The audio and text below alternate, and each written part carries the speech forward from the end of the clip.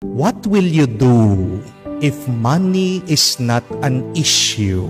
Ang ganda pong tanong, no? Kung hindi problema ang pera, ano ang gagawin mo? Isipin niyo po. Try to imagine. Kung ngayon nalaman mo, nanalo ka ng loto. Kung ngayon nalaman mo, nanalo ka ng sweepstake. Kasama ka na sa mga pinakamayaman na tao. Nasaan ka kaya ngayon? Ano kaya ang gagawin mo? Magsisimba ka pa rin ba? Papasok ka pa rin ba? Magtatrabaho ka pa rin ba? Saan ka pupunta? Mananatili ka pa rin ba?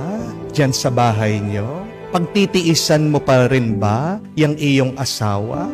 O baka iiwan mo na siya sa ibang mas mabait, sa ibang mas guwapo? What will you do?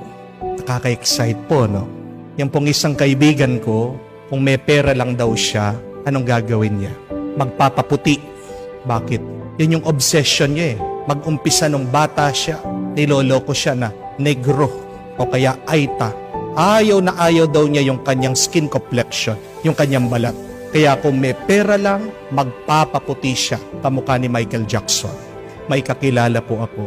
Kung magkakapera lang, bibili ng maraming lupa. Bakit? Kasi yung bahay nila, napakaliit.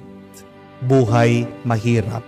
Meron din po kong kakilala. Basta't nagkakaroon ng pera, bumibili po ng sapatos. Ang daming sapatos. Bakit? Kasi nung maliit sila, wala silang pera, hindi makabili ng sapatos. Kayo, why is this an important question? Bakit mahalaga pong tanong ito? Because remember, money will reveal your true character. Money will reveal your true intention. And money will reveal your true priority. Bigyan mo ng pera ang tao, lilitaw ano talaga ang kanyang ugat. At kadalasan, ang tao, pag nagkaroon ng pera at kayamanan, ano ang inuuna niya?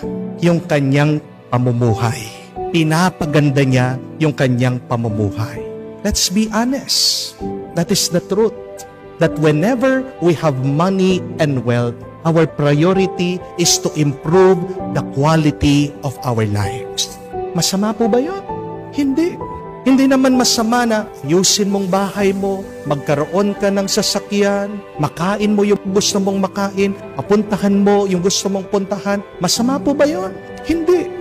Hindi masama yung mabili mo yung gusto mong bilhin, mapag-aral mo yung mga anak mo sa isang quality na eskwela. Walang masama doon. Pero, tandaan nyo ito, pagdating sa pera at kayamanan, minsan nabubulag tayo. Money sometimes blinds us to what is truly important and essential. Dahil ang katotohanan, ito, it does not mean that when you improve the quality of your life, that you improve the quality of your thoughts, and that you improve the quality of your soul. Ibig bang sabihin pag nagkaroon ka ng pera, ng kayamanan, hindi ka na magagalit, hindi ka na maiinis?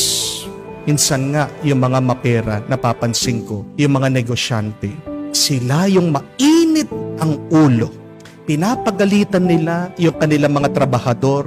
Minsan pag minumura, parang wala ng kaluluwa yung kanilang mga kinakausap. Di po ba? Ibig bang sabihin, pag may pera ka na, hindi ka na matatakot, hindi ka na mangangamba. May sakit ka, minsan hindi makatulog. Meron naman pera pang gamot, nag-aalala, nangangamba, nanginginig. Bakit? Natatakot mamatay. Amen?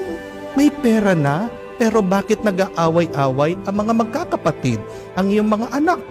Because you are rich in your life, but you are poor in your mind, in your thoughts. At ganun din, naliligaw, nawawala at nagwawala sa buhay. Bakit? Mayaman, pero mahirap sa kaluluwa. May pera, nasaan? Nasa kasino. May pera, kayang bumili, gumamit ng babae. Pero ano ang karanasan sa puso? Ano ang karanasan ng kaluluwa? There is no peace. Walang kapayapaan.